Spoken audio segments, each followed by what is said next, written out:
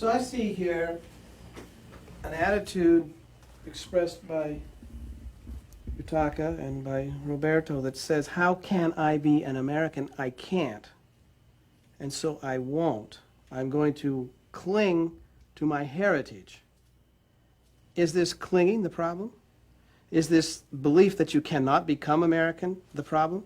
For years I've said, why do these guys have such a problem being a color? Why can't they just be individuals and go out and make a place for themselves? What's your answer? And I hear you saying that we whites don't allow that, that we keep you down. Why aren't we just humans? I mean, why aren't we just brothers? There's a certain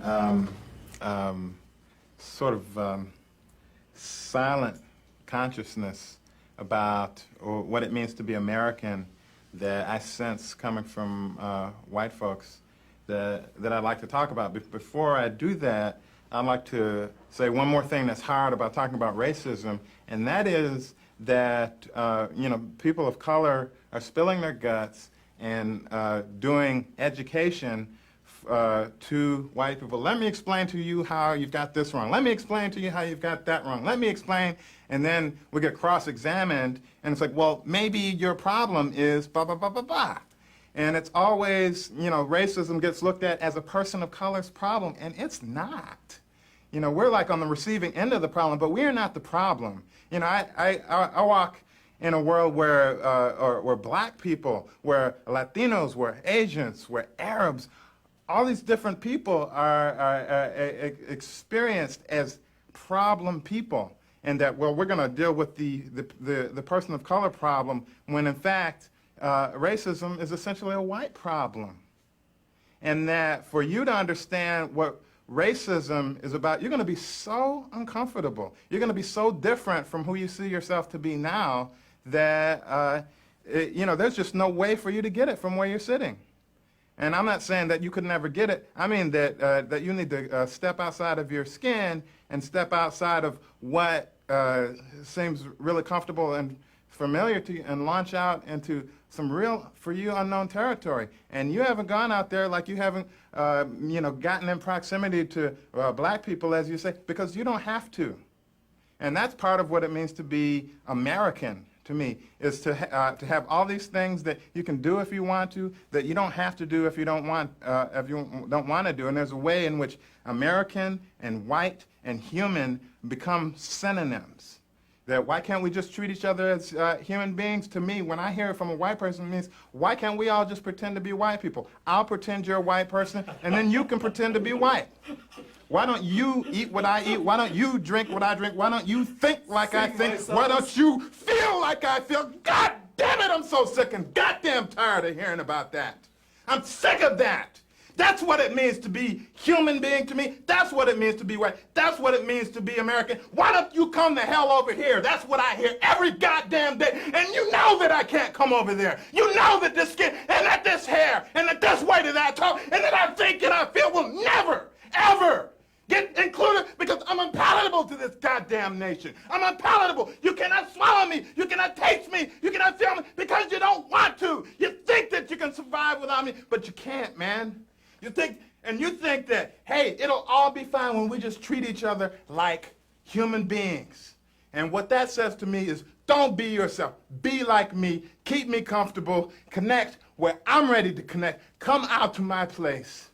Or maybe I'll come down and get some artifacts from your place. That is bullshit.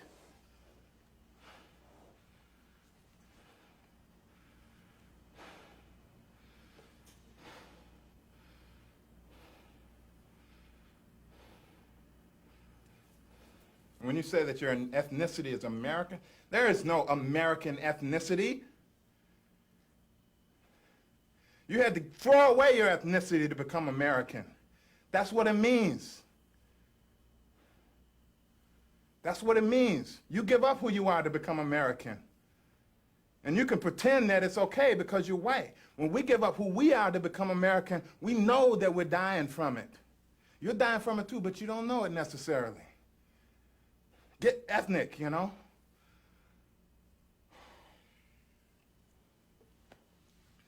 You know, I'm not going to trust you until you're as willing to be changed and affected by my experience and transformed by my experience as I am every day by yours. I attended a school for the first time that was predominantly white, and I had white teachers. And I walked into the classroom, and there were 3 reading groups in my 5th grade classroom, and I was promptly put into the lowest reading group. And I gathered very quickly that that was because I'm of African and American descent. Then they put me into the intermediate reading group, and then they put me into the highest reading group. And, you know, I just boiled and churned through the whole process because my reading level was higher than anything they had in the classroom. I'm always dealing with you. I'm always dealing with you. You don't deal with him. You don't deal with me. Maybe you had an opportunity to deal with some Latino people. Well, we always deal with you, baby. Always. Every day. And the ride up here, it's like, oh, man, where are we now? Oh, God. I hate being out of the city because I know who's out here. You all. Or at least I know who's in charge. Even if there's other people out here, I know who's in charge. And I don't know anywhere where I can find some safety that I can rely upon when I'm out here. You know, I'm real glad I got to the house before sundown. Yeah. This is like shark-infested waters. Really? Yes, definitely. Yes. It doesn't have to be said. It can be felt. It's intuitive.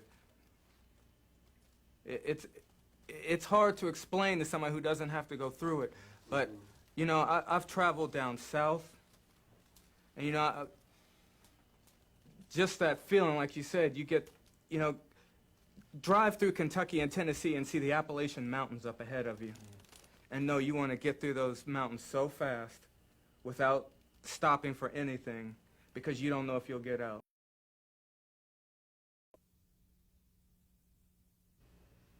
What I see from white people generally is they don't talk about themselves as white people. They talk about themselves as human beings, as if it means the same thing. Now, what I want to know is what it means to be white. Not what it means to be a human being, because we already know that you're a human being, and we can already relate to the universal human experience. What is the white experience? When I look at you manifesting your white experience, I also see you not naming it. I see you wanting to blur the distinctions between just being a person and also, most particularly, being a white person and what that means.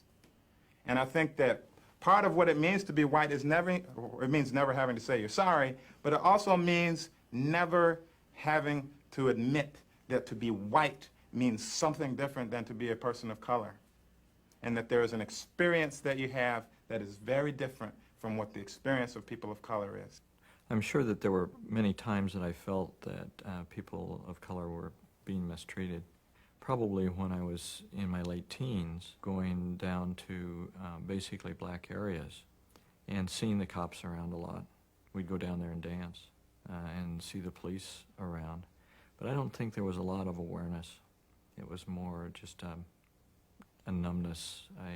It doesn't happen to me. It doesn't happen in my area. And so, you know, that's somebody else's problem.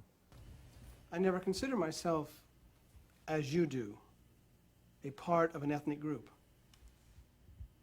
I think that's what you're looking for, and you're not going to find that among us because we don't look at ourselves as an ethnic group. Do you know that that means something? I don't know what it means. I mean, I'm telling you that that means something. I'm trying to answer your question, Victor, and as you were asking that question, I'm saying, well, gosh, I never considered myself part of a white group. I just wonder, doesn't it seem kind of deep to you that you don't have an answer to that question? Do you have any notion that the fact that you have no answer to that could actually be a source of meaning, experience, or knowledge? The opposite is how I feel about you, Victor, that you have no comprehension that the world is open to you. You think that the white man is a block and a dam to your progress, and he is not. I think you put up that dam and that block yourself in your regard to the white man. See, I think that's one of the major problems with racism. I think he did answer the question. Yeah. As a white man, He doesn't have to think about his position in life, his place in the world. The history books tell him, as they are written, that this world is his. He doesn't have to think about, where he goes, what he does.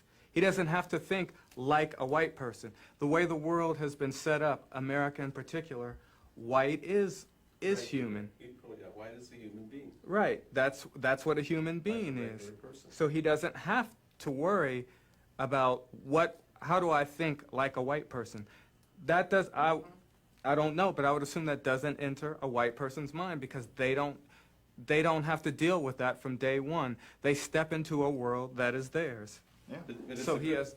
It's a good question. Yeah, it's an excellent question. I need to respond to your saying that, that I create my own racial predicament by my thinking, my attitudes. You block your progress I block my own progress. by allowing your attitude toward the white man to limit you. I think the police limit me. I think that white supremacy has placed limitations on where I can go and what I can do, but I don't think that I cause my own predicament under white supremacy. And by white supremacy, I don't mean neo-Nazis, and I don't mean Klan, because I'm terrified of those people on an interpersonal basis. Institutionally, not terribly much, because most of the lethal, toxic, deadly racism that African American people experience and that other people of color experience in this country does not come from them. It comes from moral, fair-minded, people who believe that they are lovers of justice, churchgoers, people who experience themselves as decent and actually very nice folk. And it is there that I find my fear. Back to the question of what it means to be white. I think what it means to be white, in part, is that you have the privilege of blaming people of color for their own victimization under white supremacy. I've heard you say that to me. I've heard you say that to him. I've heard you say that to him. I've heard you say it to him. I've heard you say it to every person of color in the room who challenged your perception of yourself in the world. That is part of what it means to be white. Maybe that's part of the answer, that we feel that the field is wide open and each man can stand on his own. No. Each man does not stand on his own. Some men stand on other men and other women. Light-skinned men, men from Europe, stand on the heads and the hearts of men and women and children of color. That is, and of course, you also stand on the heads of white women. But no, it's not a question of every man standing on his own ground. All of the ground, damn near, of this planet has been taken from almost all of the people of color on this planet. Australia was a black continent. Africa was a black continent. And if the people themselves were not taken from Africa, then everything of value was taken from Africa to the extent that that was possible. North America was a red continent. South America was a red continent. You are not standing on your own ground. You are standing on red ground. And that's what it means to be white. To say that you're standing on your own ground and standing on somebody else's. And then mystify the whole process so it seems like you're not doing that.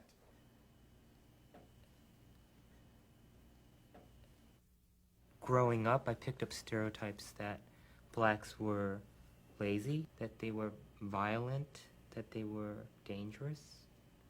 I mean, there is a tape in the back of my head that plays back all the time. But there's another tape that I've developed and also that says, this isn't true. When I see Asian people being praised for intelligence and black people invalidated for being stupid, I feel bitter about it. Because I know I'm very smart. I've always been very smart. And, and it hurts me to see that acknowledgement given up to other people when it's taken away from me. And all the people in my community, with very few exceptions, where I grew up, worked very, very hard. My mother worked hard. My grandmother worked hard. My aunts and uncles worked hard. They worked themselves to death And they pulled on their bootstraps, and those suckers just tore off, and they didn't get no place. You leave home every day, your parents instill at you that you're a good person, you know, you're a moral person. Yet when you go out into the world, you know, just because of the color of your skin, people avoid you. They look at you as if you're a potential killer. They don't think you're as smart as they are. You watch the news. Who do you see being taken away in handcuffs all the time? It's somebody that looks like you, somebody that could be you. You're always under suspicion, so at times you do wonder if it is you. In my father's restaurant, it was, you know, make sure we don't have blacks come into our restaurant because it'll mean that white people won't come into our restaurant. And you know, Asian, and, white people don't want blacks in the restaurant. But all that time, the whites were really encouraging that without knowing it.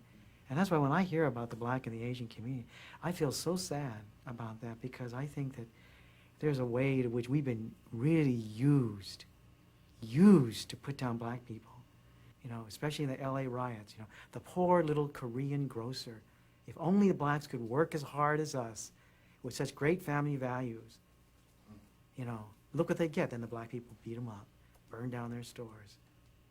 You know, and fact of it was, we were both being exploited. We've been both taught to be really scared of each other. I have allowed myself to feel in my soul, in my heart, what other men are experiencing, and that has caused me to take down the walls and barriers that my mind has placed before me regarding men of color. And I have found that they are good men and that I can love them. This will probably be difficult for me, but so you understand, I was raised by a father who was very much opinionated and racist, I would say. Oh, my father would always tell jokes about the colored people that would put them down or would demonstrate to me that they were a inferior group of people. The way he would refer to them, calling them niggers, implanted in me that they were an undesirable people. And he demanded much of his children, to the point where if we didn't obey, we were physically abused by his boot or by a big mean strap. I learned to anticipate what he wanted so that I could do it without ever incurring his abuse. And in doing so, I learned to protect myself from outside harm or any emotions that would cause me anguish or disturb me. And I carried all of this into a pattern of working to avoid dealing with reality, I guess I would say. And all my life, that's where I've been. I work hard, I work long hours, and I keep myself content in my work, and I'm away from the pain and the strife of the real world.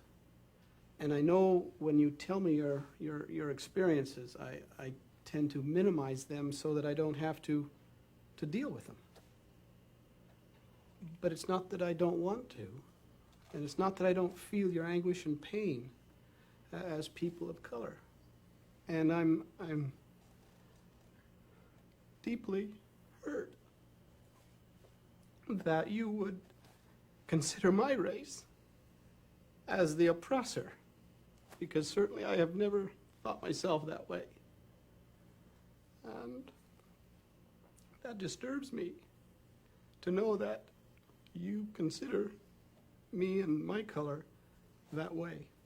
Please accept whatever I can do or say to you to allay to you the feeling that some of us white men really are not aware that we are such a problem to you. And when we say to you, well, just can't you be like us, we don't really understand the differences between you and us. I'm really sorry that what has happened to you as a child being abused happened to you.